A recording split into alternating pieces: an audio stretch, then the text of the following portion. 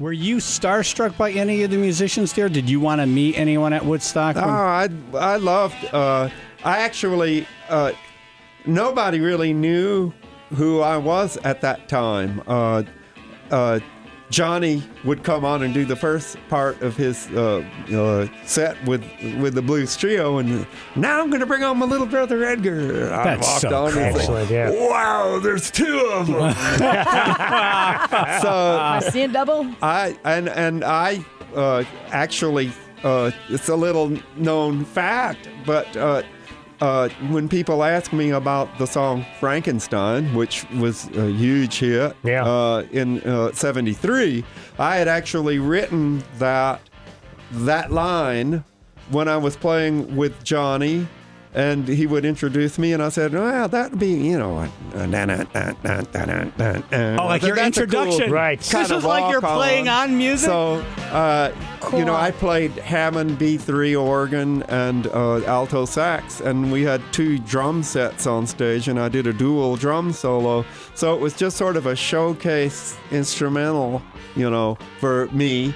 And we played it all over the world. We played it at Woodstock. We played it at Albert Hall in London, and completely forgot about it until years later when the synthesizer was invented.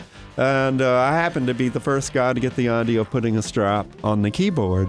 And I was looking for a song to feature and showcase the synthesizer, and I said, oh, we used to call it the double drum song because of the double drum solo. So I said, I bet that old double drum song would sound really cool with, you know, subsonic heavy synth bottom. So we worked it up as a live showcase kind of thing, and it was just like incredible. It was, I'll never forget the first night I walked on stage with the keyboard on the strap. It was the crowd went crazy. Yeah, no one had ever seen anything. Look at that! You know? Yeah. And we had no intention of recording the song.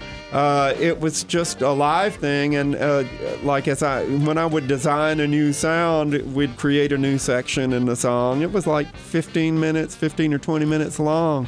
So when we went in the studio, we just happened to accidentally have some takes of it. You know, we'd come in the studio and warm up, and like the cardinal rule was tape is always rolling back then. So I was talking about it at the end of the project with Rick Derringer, and he said, well, maybe we could edit that into something usable. And I thought, oh, that's a crazy idea, but I love crazy ideas. Therefore, we go for it. It was a great excuse to get even more blasted than usual and then have a big end of the project party. So back in those days, the only way to edit something was to physically cut the master with tape. a razor blade. Oh. You know, with a razor blade, And and then you put splicing tape. It's like cutting a diamond. If you mess it up, it was gone. So it was lying all over the control room, draped over the backs of chairs and overflowing the console. And we were trying to figure out how to put it back together. And Chuck Ruff, the drummer, mumbled the immortal words, "Wow, man, it's like Frankenstein," and drawing the analogy of an arm here and a leg there. So the monster was born. Yes. Wow. That's what a awesome. great Awesome. That's excellent. Edgar Winter's in studio. He's at the Ridgefield Playhouse tonight. And then when they released this, I got to go to break, but they released it on the B side. No one thought it was going to, record company didn't think it was going to be a single, right? Never. Right. Never envisioned that. Surprise. Yeah. And it became number one. It was the number one song in America.